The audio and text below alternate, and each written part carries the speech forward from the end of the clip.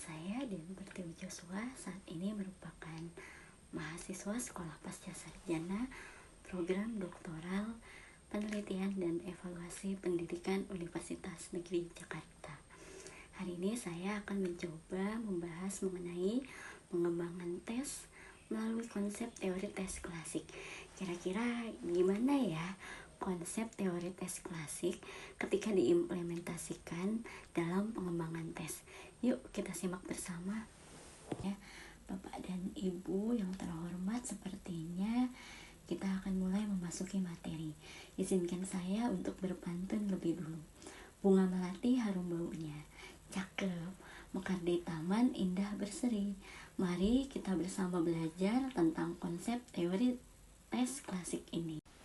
Nah, kita sudah sampai pada slide pertama. Sebenarnya ada apa sih kalau kita ngomongin mengenai teori tes klasik? Di dalam teori tes klasik itu terdapat pendekatan tradisional yang dikembangkan dalam mengevaluasi tes. Kemudian, biasanya terdapat hubungan hasil yang fokus antara hasil tes dengan kemampuan yang diukur. Lalu ada juga validitasnya, di mana validitas akan mengukur seberapa baik tes terhadap sesuatu hal yang diukur. Selain validitas, kita juga perlu melihat bagaimana reliabilitas. Reliabilitas yaitu konsistensi hasil tes dari waktu ke waktu.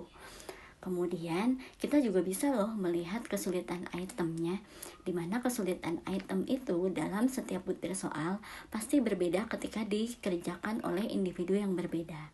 Lalu ada pula daya pembedanya, di mana kemampuan item untuk peserta dengan kemampuan tinggi maupun peserta dengan kemampuan rendah bisa diidentifikasi menggunakan teori ini. Di dalam teori tes klasik memiliki komponen-komponen utama ketika kita ingin melakukan pengembangan tes. Ya, angka pertama yang harus dilihat yaitu tujuan penelitian, di mana tujuan harus relevan dengan konteks yang akan kita ukur. Lalu yang kedua, kita perlu memahami bagaimana item tes diukur dan disusun sesuai dengan kompetensi yang ingin dilihat maupun kompetensi yang dimiliki oleh seorang peneliti. Lalu langkah berikutnya ada uji coba, di mana sebelum kita melakukan uji coba, maka kita harus mengevaluasi setiap item dan memperbaiki aspek-aspek yang kurang. Lalu terakhir ada analisis data. Kita harus melakukan analisis untuk mengukur sejauh mana dan bagaimana validitas dan reliabilitas dari tes yang akan kita buat. Lalu, bagaimana langkah-langkah dalam pengembangan item tes ketika kita menggunakan teori tes klasik? Yang pertama, kita harus menentukan atau mengidentifikasi tujuan yang jelas. Tes apa yang akan diukur dan tes apa yang akan digunakan. Kemudian kita mendesain item sesuai dengan soal yang relevan, lalu sesuai dengan tujuan pengukuran. Hal yang ketiga, kita harus melakukan uji item, di mana uji item ini untuk mendapatkan umpan balik dari pengguna tes. Yang terakhir, setelah kita menggunakan dan membuat item, maka kita perlu melakukan revisi item, yaitu memperbaiki item berdasarkan hasil uji coba untuk meningkatkan kualitas soal atau kualitas butir. Kemudian, bagaimana ketika kita ingin menentukan validitas tes dalam tipe-tipe validitas pengembangan teori tes klasik? Hal yang pertama yang perlu kita lihat adalah validitas konten. Apakah tes tersebut mencakup semua aspek yang diukur atau tidak? Kemudian ada yang namanya validitas konstruk. Validitas tersebut melihat apakah tes benar-benar mengukur atau melihat konstruk yang dimaksudkan dalam penelitian kita. Yang terakhir ada validitas kriterium. Apakah tes berkorelasi dengan hasil dari tes lain, satu sama lain yang relevan atau tidak. Nah, sekarang kira-kira reliabilitas dalam teori tes klasik itu sepenting apa sih? Kalau menurut teori, maka reliabilitas reliabilitas dianggap penting. Reliabilitas itu terdiri dari reliabilitas tes retest, di mana kita perlu menggunakan 2 kali pada tes dengan kelompok-kelompok yang sama untuk melihat konsistensi hasil. Yang kedua, ada reliabilitas split half atau keandalan yang dibagi secara setengah-setengah. Keduanya dibagi untuk membandingkan hasil dan melihat sejauh mana konsistensinya. Yang ketiga, koefisiensi Alpha-Cronbach. Kita pasti udah kenal loh dengan Alpha-Cronbach ini, di mana Alpha-Cronbach biasanya mengukur konsistensi internal dalam setiap item tes untuk menilai sejauh mana item-item tersebut dinyatakan andal. Analisis item dalam pengembangan teori tes klasik ini biasanya menggunakan beberapa hal untuk meningkatkan kualitas tes. Yang perlu kita perhatikan adalah kesulitan item, di mana kesulitan tersebut mengukur proporsi peserta dalam menjawab benar. Yang kedua, ada daya pembeda ketika seorang peserta atau individu diukur kemampuannya berdasarkan item yang membedakan sejauh mana tingkat individu satu dengan individu lainnya. Yang ketiga, ada daya distraktor atau efektivitas pilihan jawaban salah maupun benar ketika perlu dieliminasi.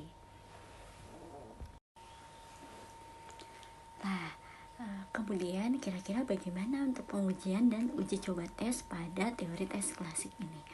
Yang pertama, kita perlu memilih kelompok mana yang representatif, di mana tahapan ini melihat populasi yang mewakili itu lebih besar sehingga dapat digeneralisir. Lalu yang kedua, ada pengadministrasian tes seperti yang telah kita rencanakan atau kita desain. Setelah sampel dipilih, lalu kita melakukan uji coba untuk memastikan semua prosedur diikuti sesuai dengan kaidah-kaidah dalam proses penelitian. Selanjutnya kita perlu mengumpulkan hasil dan umpan balik dari peserta.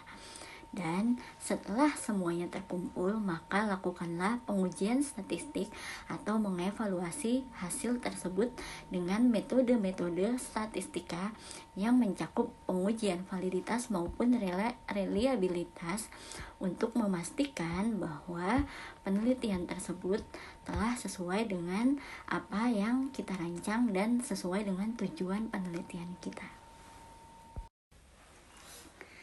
Statistik apa saja sih yang digunakan dalam teori tes klasik? Bagaimana cara perhitungannya menggunakan statistik tersebut? Yang pertama, kita punya statistik deskriptif, di mana statistik tersebut bertujuan untuk mendeskripsikan hasil-hasil data tes serta memberikan gambaran umum kira-kira bagaimana distribusi dan karakteristik datanya. Lalu kita juga bisa melakukan analisis varians menggunakan ANOVA. Metode ini biasanya menguji perbedaan antar kelompok dan melihat apakah ada perbedaan signifikan secara rata-rata dalam beberapa grup. Kemudian kita juga bisa melakukan regresi yang umumnya digunakan ketika kita ingin melihat bagaimana pengaruh antara satu variabel dengan variabel lainnya dan memungkinkan adanya hubungan antara variabel serta memprediksi hasil. Jika kita berbicara mengenai teori tes klasik, maka diperlukan strategi apabila kita memerlukan peningkatan validitas dan reliabilitas, di mana di dalam teknik ini terdapat 3 cara. Yang pertama, kita bisa melakukan uji coba secara berulang-ulang atau menggunakan pelatihan pada penguji, di mana penguji tersebut diajarkan atau diberikan pelatihan administrasi tes sehingga tes tersebut bisa konsisten dan menghasilkan data-data yang andal serta akurat. Yang ketiga, kita juga bisa melakukan review item. Review item ini biasanya dilakukan oleh ahli atau biasanya ketika kita menyebutnya sebagai penguji ahli atau dosen validitas. Penerapan teori tes klasik dalam bidang pendidikan sendiri umumnya digunakan ketika melakukan penilaian siswa untuk mengukur kemampuan maupun pencapaian siswa secara prestatif. Kemudian dapat digunakan dalam mengembangkan kurikulum sehingga mampu melihat sejauh mana efektivitas pengajaran maupun efektivitas kurikulum tersebut diterapkan. Yang terakhir terdapat umpan balik yang dapat digunakan untuk memperbaiki proses dalam belajar maupun proses dalam kegiatan belajar mengajar. Ternyata, walaupun kita dapat menggunakan teori tes klasik dalam berbagai penelitian kita, tapi terdapat tantangan pada saat kita melakukan pengembangan tes. Yang pertama, tantangan tersebut ada integrasi teknologi, di mana kita sebagai sumber daya harus memahami sejauh mana teknologi dapat berperan dan membantu penelitian kita, dan teknologi tidak digunakan secara negatif. Kemudian, adanya keterbatasan sampel menjadikan kita ataupun penelitian yang kita lakukan tidak representatif terhadap validitas sehingga hasil kurang dapat digeneralisir.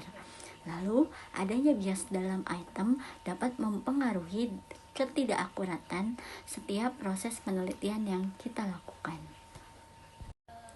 Tantangan tersebut meski cukup menghambat kita sebagai seorang peneliti, namun dapat menggunakan inovasi-inovasi dalam pengembangan tes sehingga kita tetap dapat menggunakan teori tes klasik secara tepat. Bagaimana caranya? Yang pertama, gunakanlah teknologi digital sesuai dengan platform yang akan kita gunakan dalam tujuan penelitian kita. Yang kedua, gunakanlah adaptive test, di mana tes tersebut mampu menyesuaikan tingkat kesulitan berdasarkan kemampuan peserta untuk menilai dan meningkatkan akurasi penilaian. Lalu yang ketiga, lakukanlah feedback secara real time. Artinya, kita memberikan umpan balik secara langsung kepada peserta sehingga memungkinkan adanya perbaikan sesegera mungkin. Nah, sekarang sampailah kita pada kesimpulan dan implikasi teori tes klasik. Yang pertama, menurut apa yang sudah kita pelajari, maka validitas itu sangat penting. Kemudian, validitas dan reliabilitas merupakan kriteria utama dalam melakukan pengembangan tes yang baik sehingga hasil tersebut konsisten dan akurat. Yang kedua, kita perlu melibatkan pemangku kepentingan dalam mengembangkan tes sehingga menciptakan instrumen yang relevan sesuai dengan konteksnya. Yang ketiga, implikasinya untuk pendidikan, teori tes klasik dapat digunakan secara luas dalam proses penilaian, kebijakan, maupun cara-cara dalam proses belajar dan mengajar. Bapak dan Ibu yang terhormat, saya izin menyimpulkan keseluruhan hasil presentasi saya hari ini, bahwa pengukuran yang tepat adalah langkah awal menuju evaluasi yang bermakna dan perbaikan dari evaluasi tersebut secara berkelanjutan. Kemudian, memahami dan menerapkan teori tes klasik dapat membuat pengukuran yang akurat dan berdaya guna. Artinya, wawasan ini dapat dikembangkan dan bermakna untuk mencapai proses pembelajaran di masa depan. Terima kasih atas partisipasinya. Semoga pemahaman ini bermanfaat dan menginspirasi kita semua untuk meningkatkan kualitas asesmen dalam berbagai bidang. Sekian dari saya.